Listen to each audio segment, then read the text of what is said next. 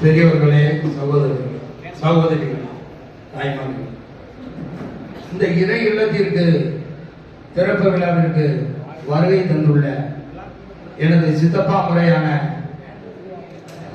ஆசாரி பெருமக்கள், அதாவது பழைய காலத்துல சொல்லுவாங்க, மக்கத்து துணுக்கன், மாந்தே கம்மாளன், பக்கத்தில் வந்த பல்லு. இந்த மூணும் கேட்டீங்களா சித்தப்பா? இந்த மூணுமே அப்ப மகன் பேரன். இதே நாங்க ஆதி திராவிடர்களை அவங்கள நாங்க பேரன் தான் கூப்பிடுவோம். இதே கம்மாளர்களை சித்தப்பான்னு தான் கூப்பிடுவோம். அவங்க எங்களை சித்தப்பான்னு கூப்பிடுவாங்க, நாங்க அவங்கள சித்தப்பான்னு கூப்பிடுவோம், பிள்ளைன்னு கூப்பிடுவாங்க. இது நாள் வரையிலும் இந்த உறவு வரையில் எவ்வித மாற்றமும் கிடையாது. யாராவது மாத்திருக்கோமா? ஒரு ஆசிரியர் போய் நம்ம மாமான்னு கூப்பிடுக்கோமா? இல்ல, அப்பான்னு தான் கூப்பிடுவோம், சித்தப்பான்னு தான் கூப்பிடுவோம். இப்படிப்பட்ட ஒரு மத நல்லிணக்கத்தோட ஒரு இடத்துல நம்ம வசித்து வரோம். இன்னைக்கு நான் வந்த வழியில பார்க்கும்போது எனக்கு ஒரு மிகப்பெரிய ஆச்சரியம். ஒரு சின்ன சொன்னாப்ல, பள்ளிவாசலுக்கு தான்ப்பா சீர் கொண்டு போறோம் அப்படின்னு சொன்னாப்ல. உண்மையிலே உடம்பு பூரா புல்லரித்து விட்டது. இப்படி ஒரு மத நல்லிணக்கத்திற்கு காரணமாக விளங்கக்கூடிய ஒரு நபர் யாருன்னு கேட்டீங்கன்னா, இந்த பள்ளிவாசலுடைய தலைவர் பாபு. சிறு வயசிலேயே அவருடைய முயற்சியில இந்த கட்டிடம் எழுப்பப்பட்டது. உங்களுக்கு எல்லாரும் தெரியும். இது எவ்வளவு கேப்படா வந்து உடைச்சு போட்டவங்க பார்த்தேன். எப்படிப்பா இதுல செங்கல்லாம் கொண்டு போகிற, மணல் கொண்டு போகிற, எப்படி அண்ணன் இந்த சுத்தி உள்ள ஆட்கள் அனைவருமே நம்மளுக்கு ஒரு சகோதர மனப்பான்மையோட அவங்க வீடு கட்ட மாதிரி இந்த பள்ளிவாசலை கட்ட ரெடி ஆகிட்டாங்க அப்படிங்கிற வார்த்தையை சொன்னேன். இதற்கு எல்லாம் முத்தாய்ப்பாக எல்லாம் வல்ல இறைவன் இதற்கு முழு ஒத்துழைப்பு கொடுத்து முழு உதவி செய்து, அதாவது இதுக்கு வந்து எப்படி உதவி வந்துலாம் சொல்ல தெரியாது, அவனுக்கே தெரியாது.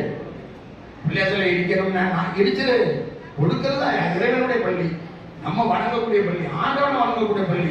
வேற எதுக்கு நம்ம உபயோகப்படுத்த போறதில்லை, இறை வழிபாட்டுக்கு தான் உபயோகப்படுத்த போறோம். அப்போ அதுக்கு பொறுப்பு யாரு? இறைவன். ஆண்டவன் தான் அதுக்கு பொறுப்பு. அதுக்கு உதவி செய்யக்கூடியவன் இறைவன். நம்ம தொடங்குவோம், மேல இருந்து தன்னாலே வரும். அதே மாதிரி மேல இருந்து தன்னாலே வந்தது. பணி முடிந்தது, பணி சிறப்பு நல்லபடியாக முடிந்தது.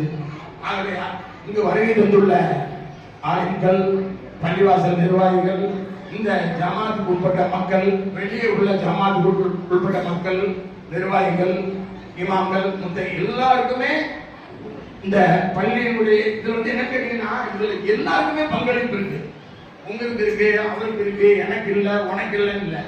டோட்டலாவே இந்த பகுதி மக்களுக்கும் வெளி மக்களுக்கும் எல்லாத்துக்குமே இந்த பள்ளியில ஒரு ஈடுபாடு. குளத்து பள்ளி வாசலா கெட்டு, நாளைக்கு உங்களுக்கு கோயில் கட்டும் போது நாங்க உங்களுக்கு உறுதுணையா இருப்போம். நீங்களே ஒரு கோயில் கட்டுங்க, நாங்க வரோம், நாங்க சென்னை வைக்கிறோம், நாங்க மண்ணி சமைக்கிறோம், நாங்க தயாரா இருக்கோம். நீங்க கூடக்கூடிய பட்சத்துல உங்களுக்கு எல்லா விதமான உதவிகளையும் நாங்கள் செய்ய தயாராக உள்ளோம். இந்த நல்ல தருணத்துல உங்களுக்கு நான் முன்னே நான் வைக்கிறேன். மேலும் இதோட வந்துட்டு பள்ளிவாசலை கட்டியாச்சு, நம்ம பிரச்சனை முடிஞ்சது. இனிமேதான் உங்க ஒத்துழைப்பு எங்களுக்கு அவசியம். ஏன்னா இந்த ஏரியாவில் உள்ள பிரச்சனைகள், இந்த ஏரியாவில் உள்ள போக்குவரத்து இடையூறுகள் எல்லாமே உங்களுக்கு தெரியும். அதுக்கும் நீங்க பாதுகாப்பாக இருந்தது. இது ஒரு நல்ல பள்ளியாக விளங்க எல்லாம் வல்ல இறைவனிடம் நாம் கேட்போம். நீங்களும் உதவி செய்யும்படி உங்களை எல்லோரும் அன்புடன் கேட்கப்படுகிறேன். அஸ்ஸலாமு அலைக்கும் வரஹ்மத்துல்லாஹி. பள்ளியினுடைய கட்டிட நிறுவனர், அதாவது பில்டர் இசக்கி அவர்கள் அவர்களுடைய அழைத்தோம், அது வருவதில்லை. இப்பொழுது வருகை தந்திருக்கிறார்கள். அவர்களுக்கு இந்த பள்ளியினுடைய தலைவர் இஸ்மாயில் அவர்கள் கொண்டாட பொருத்தி கௌரவிப்பார்கள். ஒரு விஷயம், நம்ம பாலவ முருகன் நடிகளாக வந்து எப்படின்னு கேட்டீங்கன்னா, பஜ்ரு தொழுகையினுடைய சிறப்பை நாம் அறிந்ததை விட அவர் மிகவும் அறிந்தவர். நான் அவருடைய பேச்சை நான் கேட்டிருக்கேன். நான் லேட்டா தான் வந்தேன். நான் எந்த கூட்டத்திலேயாவது அவங்களுக்காக நான் சொல்லணும்னு ஒரு விஷயம் மனசுக்குள்ள இருந்தது. அதை நான் வெளிப்படுத்துறேன். ஏன்னா அவங்களுடைய இந்த பஜ்ரு தொழுகையை பற்றி அவர்கள் மிகுந்த ஒரு அக்கறை உள்ளவர்கள். அதனுடைய பயன் இருக்கு பார்த்தீங்களா, அந்த தொழுகையினுடைய பயன் முற்றிலும் அறிந்தவர். இந்த கூட்டத்தில் நான் சொல்ல கடமைப்பட்டேன். நாவிலிருந்து வெளிவந்த வார்த்தை அல்லாஹ் உள்ளத்தில் புகுத்தி ஹிதாயத்தை எல்லாம் தருவானாக. அடுத்தது எங்கள் மாநில ஜமாத் உலமா தலைவர்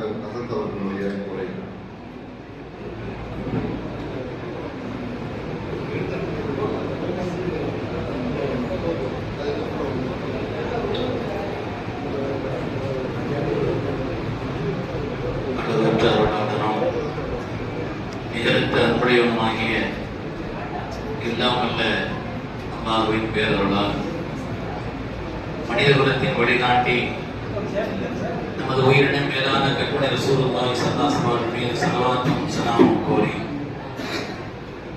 மாண்பான இந்த மஸ்ஜித் பல்வேறு சிறப்பம்சங்களை கொண்டதாக அமைந்திருக்கிறது. சகோதர சமுதாயத்தினர்கள் வாஞ்சையோடும் அன்போடும் இந்த பள்ளியினுடைய திறப்பு விழாவை ஆனந்தத்தோடு அவர்களிடம் இணைந்து கொண்டாடக்கூடிய ஒரு மகத்தான ஒரு நிலை உண்மையிலேயே மனதிற்கு மகிழ்ச்சி அளிக்கிறது. அதேபோல் இன்று ஞாயிற்றுக்கிழமை கிறிஸ்துவ ஆலயங்களிலே அவர்களுக்கு உண்டான முழு வேலை இருக்கக்கூடிய நிலையிலே ஃபாதர் அவர்களும் இங்கே வந்து வாழ்த்து சொல்லிவிட்டு கூட்டம் போதும்.